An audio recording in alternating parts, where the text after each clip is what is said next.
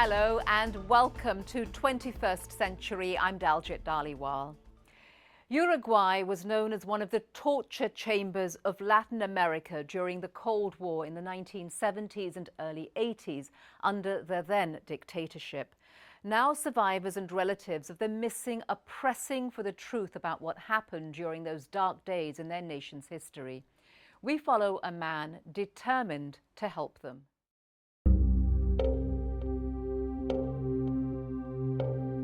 These are the faces of the victims of the Uruguayan dictatorship.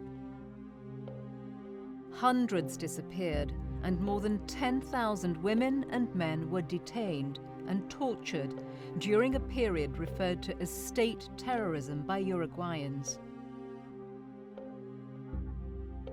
Some 40 years later, survivors and relatives are still fighting for their right to answers.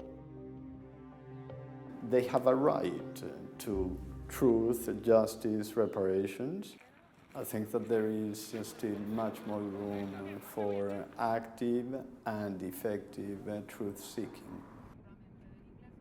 Dr. Pablo de Greff, an independent human rights expert from Colombia, was appointed by the United Nations Human Rights Council to serve as special rapporteur on the promotion of truth, justice, reparations and guarantees of non-recurrence for victims of past human rights crimes around the world. As part of this work, the government of Uruguay invited him there to assess progress in discovering the truth of past atrocities, ensuring justice and compensation for survivors, and preventing the repetition of violations. The abuses of the Uruguayan dictatorship started around 1973. 2 years later, in 1975, an official transnational system of terror driven by 6 nations in South America swept across the continent. The system, called Operation Condor and lasting until 1985, increased political repression and terror and involved transnational intelligence operations and assassination of opponents. A very formal, very active agreement that affected the human rights situations in all the countries in the region. Tens of thousands of people went missing throughout the region during these years of terror. This had a profound impact on Uruguay, the second smallest country in South America. The military dictatorship crushed any opposition, and anyone suspected of dissent was rounded up, often tortured, murdered, and frequently disappeared without trace. Most strikingly, Uruguay had the highest number of detainees per capita in the region. It should be possible to find much more about the whereabouts, the circumstances under which people were captured and eventually killed. People like Chela Fontoura, who was captured but survived the nightmare. Ahí estoy en la cárcel de Cabildo, estoy un año, me escapo junto a otras tantas compañeras, éramos 38, y al poco tiempo me detienen. Me presentaban en todos lados como la mujer peligrosa. Now 67 years old, in those days, Chela was an activist who fought for the rights of exploited workers in the sugar industry. Por esta mirilla nos pasaban la comida y por acá nos fichaban. She was imprisoned for her trade union activities. De noche, por ejemplo, no te dejaban dormir. Empezaban a golpear en la reja, ¿no? En primera instancia, cuando yo caigo, estoy embarazada casi de 3 meses, mi compañero ya lo habían detenido. Y cuando me detienen, me empiezan a dar patadas. Me empezaron a dar patadas en el vientre, me empezaron a dar patadas en la cabeza. The beatings were so severe that Chela suffered a miscarriage, but she was determined to somehow survive. Yo a veces pienso que si estoy viva, más allá del esfuerzo que uno hace para, quiero o no, para vivir, y porque tengo una hija, como les dije a ustedes, por mis compañeros y por mis compañeros desaparecidos y por mis padres. The authorities used Chela's daughter to taunt her as part of their method of torture. El director de la cárcel una vez me llamó y me empezó a decir que mi hija era más tupamara que yo, mi hija era chiquita, y que estaban esperando para meterla para la cárcel.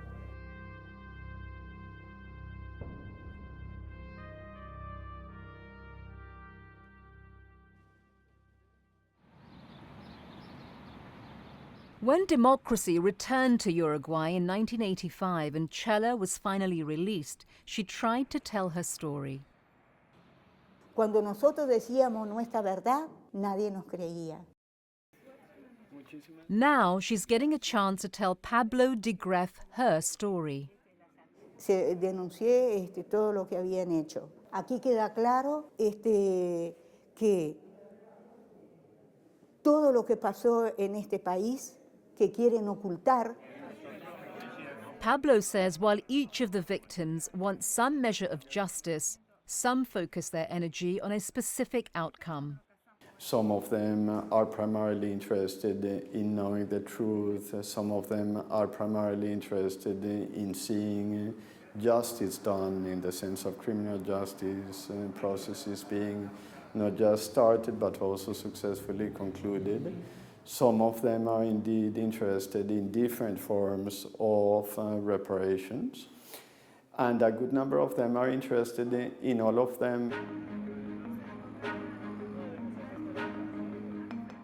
As the United Nations Special Rapporteur on Truth and Justice, Pablo's mission is clear: to help get to the bottom of what happened to the victims, and now that the dictatorship is over, provide guidance to the authorities on how to comply with international human rights norms. In Uruguay's capital, Montevideo, he meets several high-level government officials, including the president. He also met with Defense Minister Eleuterio Huidobro. A former prisoner himself, Huidobro says he's committed to finding solutions. Toda la que ellos necesiten. Nosotros estamos colaborando activamente en todos los pedidos que nos hace la justicia o los organismos de derechos humanos para tratar de averiguar el destino de los desaparecidos. In 1986, the Ley de Caducidad was passed to protect military and police officers from complaints being filed against them for the crimes that they had committed during the dictatorship. Despite some opposition, in 2011, a new law finally modified the scope of the Ley de Caducidad with a view to end impunity and allow perpetrators of gross human rights violations to be held accountable. Pablo recognizes that although slow, progress has been made in Uruguay in regard to victims of disappearances. One such is Soledad Duchetti Garcia, whose parents were disappeared in 1977 when she was just a baby. Although Uruguayan, the family was living in Argentina when the authorities arrested Soledad's parents. They were accused of being members of a radical left-wing movement. Soledad never saw them again and was brought up by her grandparents. Mi abuelo ya murió hace 2 años y murió sin tener la verdad. But for years, Soledad has fought to find out what happened to them. Since she was 14 years old, she and her grandmother would demonstrate at Plaza Libertad in Montevideo with other concerned relatives of the missing. Y bueno, hay algunas referencias, algunos testimonios que hablan sobre los llamados vuelos que transportaban a las personas, a los prisioneros en aviones y los dejaban caer en el río de la Plata, digamos. Although her parents' fate remains unknown, Soledad received reparation from both the Uruguayan and Argentinian governments in recognition of her loss.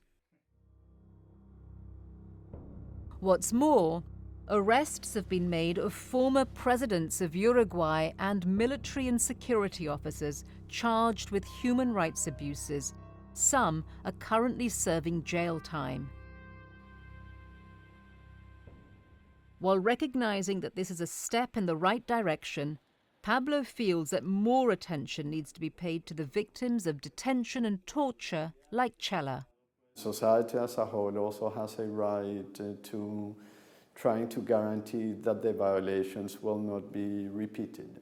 And Chela agrees. Los mayores criminales de este país que mataron, violaron, desaparecieron, violaron a las mujeres que caímos indefensas, desaparecieron a los niños, esos, la mayoría sigue libre. Following his visits, the Special Rapporteur reports to the United Nations Human Rights Council in Geneva and the General Assembly in New York. He shares recommendations on how to better deliver justice and reparation to the victims and how to ensure that such acts are not repeated in the future. One of the most poignant moments of Pablo's visit was a stop at Battalion 14, a military garrison where political opponents were detained and sometimes killed and disappeared. Remains of 2 victims who had disappeared were uncovered in 2011. Pablo believes it's likely that with persistence, more human remains could be found, although he is realistic about the fate of many others. That doesn't mean that every single case will be resolved, that the remains of every single disappeared person will be found.